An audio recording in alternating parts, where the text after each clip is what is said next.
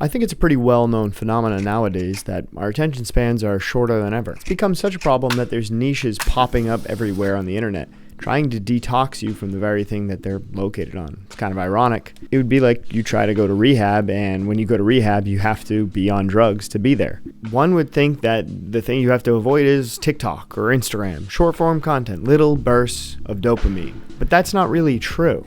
See, the truth is all content is being over-engineered to destroy your brain. I didn't really think that was true, but there was a little snippet of an interview that I watched that was like a huge eye-opener. I think people glazed right over it. They didn't even realize what they were saying. They outlined a plan that most content creators, movie makers, large-form content and cinemakers are following. The interview I'm talking about is with Matt Damon and Ben Affleck. They talk about how the executives from Netflix come up to them and describe all these analytics that they're gathering from their users and what they need to do to their content, what they need to do to keep our attention. You know what I mean? It's just a very different level of attention that you're willing to, or that you're able to give to it. And that has a big effect. And it also ends up having an effect, or is starting to have an effect on how you make movies. Like, for instance, Netflix, the standard way to make an action movie that we learned was, you usually have like 3 set pieces, one in the first act, one in the second, and one in the third. And, they kind of ramp up, and the big one with all the explosions, and you spend most of your money on that one in the third act. That's your kind of finale.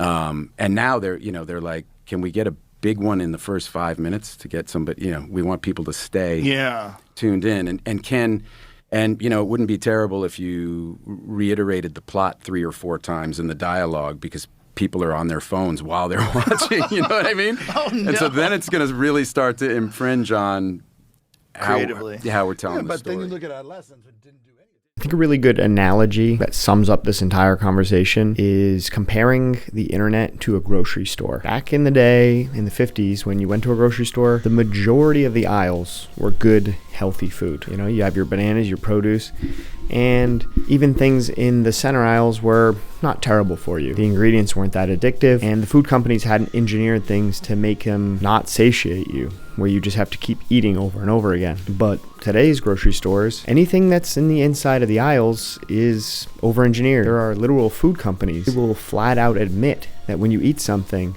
they've designed it in a way that you won't feel satiated. You won't feel like you're full. That's the scary part. That's what they're admitting. They're admitting that movies, something that's supposed to be good for you, it's a creative medium that takes a lot of effort, more than a 15-second clip. They're admitting that that's no longer a thing. It's kind of like, short form content embedded in 2-hour-long movie. The studios don't want you to take that risk, to have a slow burn, to have something that's boring and monotonous, that isn't firing your dopamine receptors. They want to make money.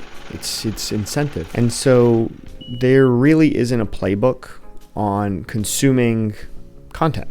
You go to the grocery store, people are educated now. They know to avoid the cereals, to avoid the cookies. The only problem with watching content is it's kind of a mixed bag. Now you watch a movie, you don't really know what you're getting until you really watch the movie. But it matters just the same as eating cookies. You consume a bunch of content, your brain is an organ just like anything else. It atrophies, it falls apart, it loses attention. They literally call it brain rot. If there's anything that comes out of this stage of the internet, it's maybe internet hygiene.